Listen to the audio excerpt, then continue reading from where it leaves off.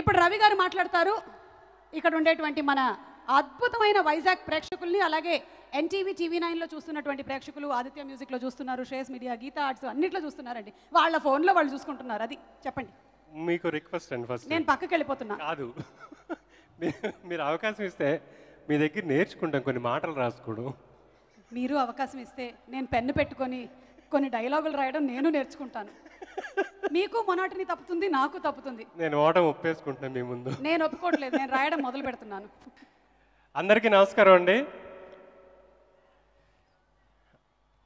నమస్కారం అంటే ప్రతి నమస్కారం చెప్పడం తెలియదు నా స్టూడెంట్స్. ఏంటి మీరు నమస్కారం అంటే ఏం చెప్పాలి మీరు?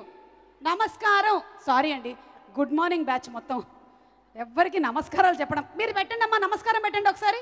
నమస్కారం, అది అమ్మా పెట్టారు సార్, నా పరువు నిలబెట్టారు. నాకు ఫస్ట్ ఈ సినిమాలో రాయడానికి అవకాశం ఇచ్చిన కిరణ్ గారికి, ప్రొడ్యూసర్స్ సిద్ధు గారు, బాబీ గారికి, వరుణ్ తేజ్ గారికి, అందరికీ థ్యాంక్స్ చెప్పుకుంటున్నాను. కథకి సరెండర్ అయిన సినిమాని ప్రేక్షకులు ఎప్పుడూ సూపర్ హిట్టే చేశారు. దానికి రీసెంట్ ఉదాహరణ పుష్ప. కథ ఏం చెప్పిందో బన్నీ గారు అదే చేశారు. చివరికి ఆ కథ, ఆ క్యారెక్టర్ చెప్పొదులు అంటే చెప్పొదిలేరు. అది ఎంత పెద్ద హిట్ చేశారో మీ అందరికీ తెలుసు. దేశం జేజేలు కొట్టిన సినిమా అది. కథకి సరెండర్ అయిన సినిమా. గని కూడా అంతే. గనిలో ప్రతి ఒక్కరూ కథలో ఆ క్యారెక్టర్ ఏం అడిగిందో దానికి సరెండర్ అయి తల దించి దానికోసం పనిచేసిన వ్యక్తులే అందరూ, ఆర్టిస్టుల నుంచి టెక్నీషియన్ల నుంచి.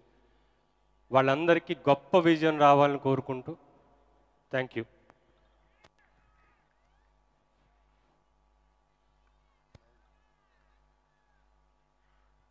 Thank you so much Ravi గారు, థ్యాంక్ యూ.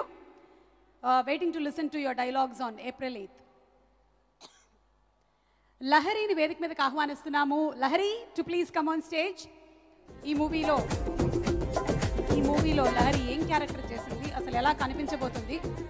బిగ్ బాస్లో కనిపించి కొంచెం కనువిందు చేసింది లహరి. ఓటీటీకి వెళ్ళినట్లేదు, నేను నిన్ననే వెళ్ళొచ్చాను. Okay, so Cypriya Constructions proudly presents the pre-release event of Gani, powered by